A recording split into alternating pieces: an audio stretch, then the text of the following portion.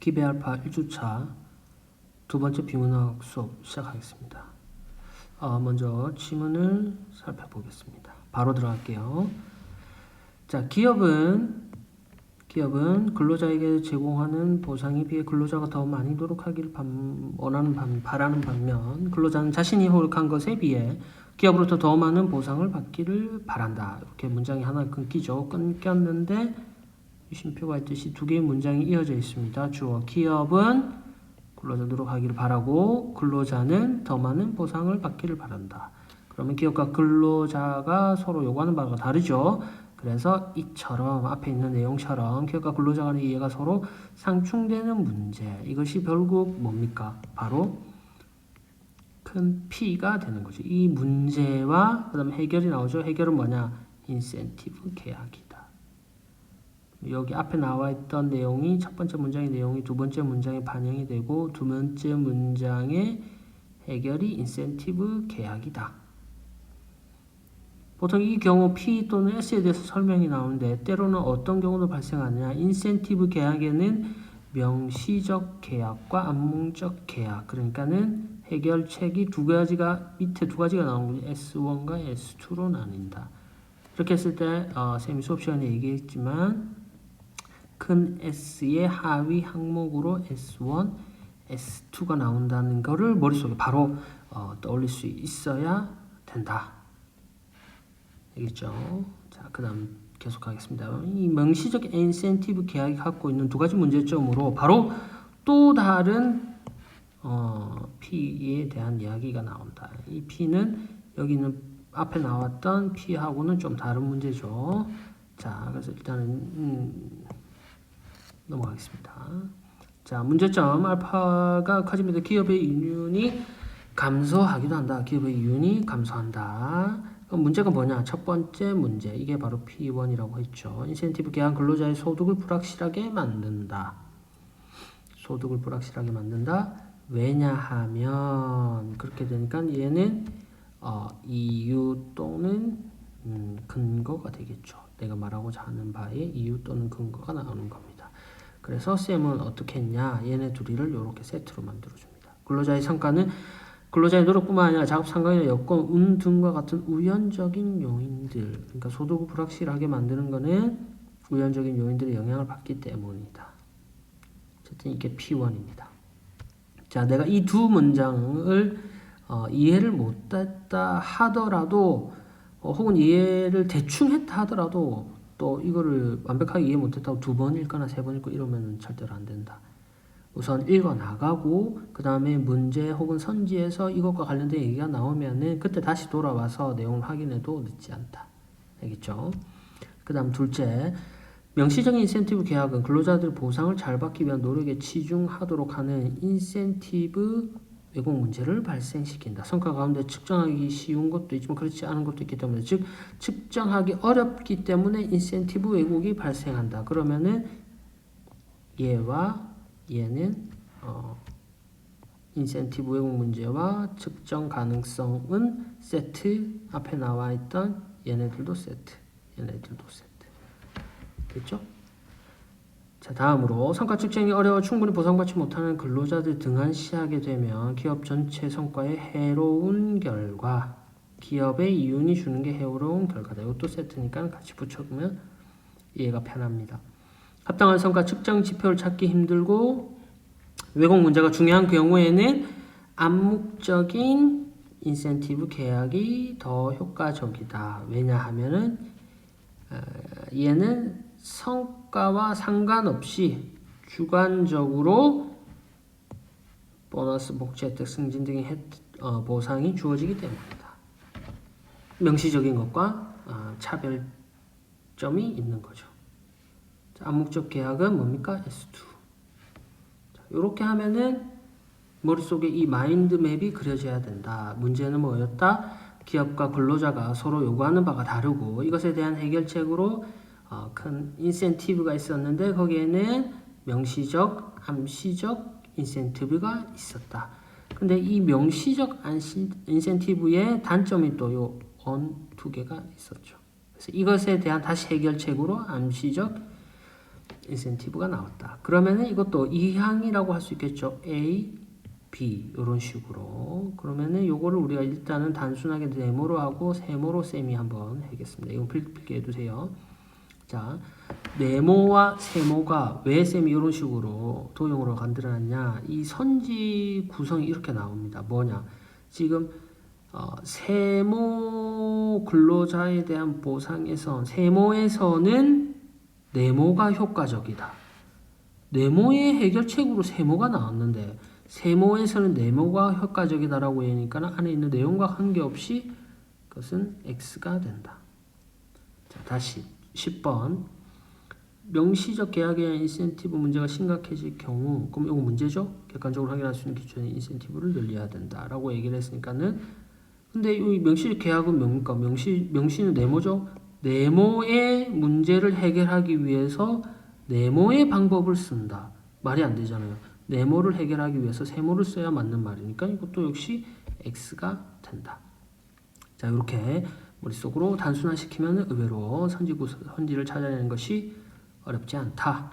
해두고 문제 DNS 지문으로 넘어가도록 하겠습니다. 좀 어렵습니다. 어렵고 쌤도 두 번 하는 게 참 꺼려지지만 그래도 다시 한 번 더 좀 단순하게 머릿속에 한번 넣어보고 넘어가는 걸로 했으면 좋겠습니다. 두 번째 지문. 자, DNS 스푸핑은 인터넷 사용자가 어떤 사이트에 접속하려고 할 때, 자, 인터넷 사용자 어디에 어떤 사이트입니다. 어떤 사이트 뭔지는 모르겠죠. 하여튼 이게 접속하려고 할 때 사용자를 어떤 사용자 위조 사이트로 접속시키는 행위, 가짜 사이트로 접속시키는 행위를 뭐라 그런다? 스푸핑이라고 한다. 이는 도메인 네임 IP 주소로 변환해주는 과정에서 이루어진다. DNS 스푸핑이 이루어지는 과정을 알아보죠. 여기서부터 중요하죠. 악성 코드에 감염돼 DNS 스푸핑을 컴퓨터를 공격자라고 한다. 여기 쌤이 일단 공격자 이렇게 만들어놨습니다. 여러분도 이렇게 필기해주세요. 자, 공격자라고 한다. 자, 클라이언트가 네임 서버에 특정 IP 주소를 묻는 질의 패킷을 보낸다. 클라이언트가 네임 서버에 패킷을 보내는 거죠. 자, 여기에 자, 패킷인데 패킷을 물어보는 것이 결국 물론 도메인 네임이기도 하지만은 뭐가 중요한 겁니까? 이 패킷은 IP에 대한 질문에 해당합니다. 자, 이 질문이 어디에도 간다. 이 네임 서버에 물어보려고 했는데 이 공격자에게도 함께 간다. 그 다음 공격자는 위조 사이트 IP가 적힌 응답 패킷을 클라이언트에게 보낸다. 얘가 일로 보내는 거죠. 답을 원래 얘가 해야 되는데 얘가 잘못 보내는 거지. 당연히 위조 사이트로 보내는 거겠죠. 공격자가 보낸 응답 패킷이 네임 서버가 보낸 응답 패킷보다 클라이언트에 먼저 도착한다. 얘도 보내긴 보냅니다. 보내긴 보내지만 나중에 보내기 때문에 뭐 폐기가 되거나 하겠죠. 클라이언트는 공격자가 보낸 응답 패킷을 진짜 패킷으로 인식하여 이 패킷에 뭐가 있습니까? IP에 대한 질문에 답이 있을 게 IP 주소가 있겠죠. IP 주소를 인식해서 위조 사이트로 연결하게 된다. 여기서 중요한 것은 이 지문 안에서 어떤 문제와 해결이잖아요. 이 문제가 뭔지를 정확하게 찾아낼 수 있어야 됩니다. 자, 문제가 뭡니까? 공격자에게 패킷이 전달되는 것, 그 다음에 클라이언트에게 먼저 뭔가 잘못된 주소가 도착하는 것, 요 두 개가 문제가 됩니다. 알겠죠? 여기 뭐 물론 해결책은 나와 있지 않습니다. 그렇지만 일단 최소한 얘네들이 문제이다라는 것 정도는 알고 있어야 된다. 그 다음 보기가 나오는데 이것도 좀 쉽지 않죠? 자, 같이 차근차근히 봅시다. 지금 얘는 DNS 상에서 일어나는 거고 DNS가 고안되기 전에는 호스트 파일이다. 물론 이 시간이 중요하긴 하지만은 이게 뭡니까? 일단 P잖아요. P. 시간적인 상황보다는 이게 우선 P이고 여기에 뭐가 들어있습니까? S에 대한 힌트가 들어있다는 것만 우선 알면 됩니다. 자, DNS 고안되기 전에 특정 컴퓨터 사용자가 이 용어가 우리를 되게 헷갈리게 만든다. 그렇지만은 여기서 길을 잃으면 안 된다. 그래서 특정 컴퓨터 사용자 우리 사실 뭔지 잘 모르잖아요. 그래서 그냥 특이라고 해둡니다. 그죠? 여기서는 사실상 이제 특정 컴퓨터 사용자라는 거는 이 DNS 시스템 안에 있는 네임 서버랑 똑같은 거이지만 그걸 모른다고 해서 일단 특으로 해두고 이 사용자가 호스트 파일이죠. 뭐 도메인 네임과 IP 주소를 적어놓습니다. 도메인 IP 적어놓죠. 클라이언트들은 누군지 정확히 모르지만 어쨌든 클이라고 합니다. 이 파일을 복사해서 얘네들을 어떻게 하는 겁니까? 카피하는 거죠. 그죠? 카피해서 사용하였다. 뭘 했습니까? 도메인과 IP를 당연히 카피했겠죠. 네임 서버를 사용하는 현재에도 여전히 클라이언트는 지리 패킷을 보내기 전에 호스트 파일 내용을 확인한다. 자, 여기서 말하는 호스트 파일은 두 개인데 무엇의 내용을 확인하는 것이겠습니까? 자, 지리 패킷을 보내기 전에 질문하기 전에 내가 먼저 확인한다. 뭘 확인하는 거야? 내 컴퓨터에 있는 호스트 파일을 확인하는 거지. 여기는 뭐가 있다? 도메인과 IP가 있다. 내 컴퓨터에 도메인과 어떤 내가 가고자 하는 사이트에 도메인과 IP가 있다면은 당연히 그냥 물어볼 필요 없이 바로 글로 가면 되죠. 그렇게 되면 뭡니까? 질문이 네임으로 안 가기 때문에 여기에도 질문이 안 가게 됐죠. 그러면 허위 답변도 오지 않는다. 이게 가장 베스트의 상황이라고 할 수 있겠죠. 자, 클라이언트가 이 파일에서 원하는 도메인 네임의 IP 주소를 찾으면 바로 그 주소로 간다. 이 말이죠. 그 다음에 IP 주소를 찾지 못했을 때 네임 서버의 지리를 패킷을 보낸다. 그러니까 이때 이게 뭐가 발생하는 겁니까? 이 지리를 보낼 때 문제가 발생하게 된다. 자, 이거를 다음 페이지로 한번 볼게요. 자, 요겁니다. 이렇게 단순화시켰죠. 자, 클라이언트 지리 패킷이 있는데 얘가 네임 서버에서 가도 공격자도 간다. 그러면은 공격자가 먼저 응답 패킷을 잘못된 응답 패킷을 보냈기 때문에 이걸 해결할 수 있는 방법은 뭐다? 뭡니까?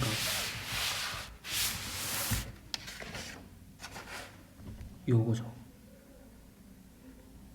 그죠? 옛날에 특정 컴퓨터 사용자가 호스트 파일에 얘네 둘이를 기록하고 있었는데 얘가 그거를 복사해가지고 쓰면 되는데 지금 그 방법이 아니기 때문에 여기 뭡니까? 네임 서버에 질문하기 전에 호스트 파일 안에서 도메인 네임 IP 주소를 찾으면 거기에 접속하면 된다. 이렇게 돼 있는 거죠. 그런데 여기에서 도메인 네임과 IP 주소 중에 중요한 것은 뭡니까? 이 IP 주소죠. 왜 이게 핵심입니까? 여기 있잖아요. 요 지문에 요거 클라이언트가 네임 서버에 특정 IP 주소를 묻는 겁니다. 네. 그래서 중요한 것은 IP 주소다. 이렇게 봤을 때 11번 문제 DNS 스푸핑 클라이언트 사용자 호스트 파일을 삭제하면 안 되죠. 호스트 파일에 뭐가 있습니까? 아까 얘기했잖아요. 호스트 파일에는 도메인과 IP가 있잖아요. 그러니까는 삭제하면 안 되죠. 그 다음 DNS 스푸핑은 클라이언트 IP 주소를 사용하는 클라이언트가 호스트 파일에 적어 놓으면 해결된다. 우리가 찾아야 되는 도메인 네임과 IP 주소는 우리가 이 클라이언트가 방문할 도메인 네임과 IP 주소이지 내 IP 주소를 안다고 해가지고 내가 공격을 안 당하냐? 그건 아니죠. 그래서 얘는 X.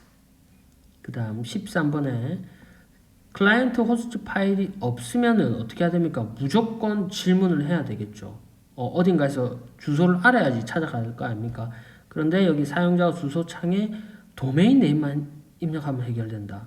선생님 아까 뭐라 그랬죠? 도메인 네임보다 IP 주소가 훨씬 중요하다 그랬죠? 그래서 도메인 네임만 입력하면 되는 거는 아니다. 그 다음 14번 네임 서버의 도메인 네임과 IP 주소를 사용자가 클라이언트 호스트 파일에 적어 놓으면 해결이 된다.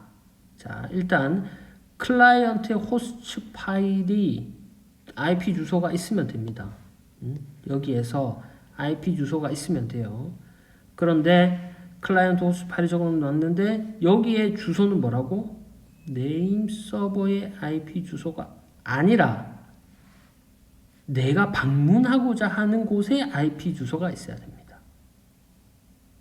자, 내 방문하고자 하는 IP 주소를 왜 네임 서버에 물어보냐? 네임 서버가 알고 있기 때문이죠. 뭡니까? 네임 서버에 있는 특정 IP 주소를 내가 물어보는 거죠.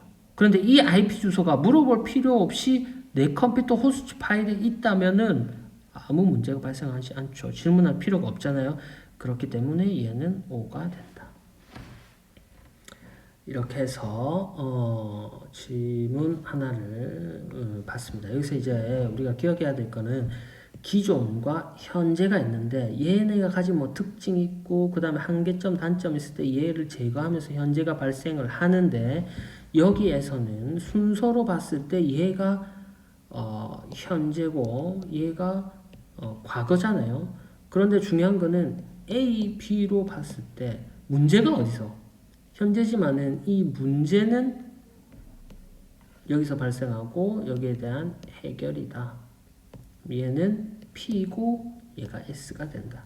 그럼 P, S가 되는 거죠. P를 가지고 있는 애와 S를 가지고 있는 애. 그럼 P의 해결제를 해결하는 S가 된다.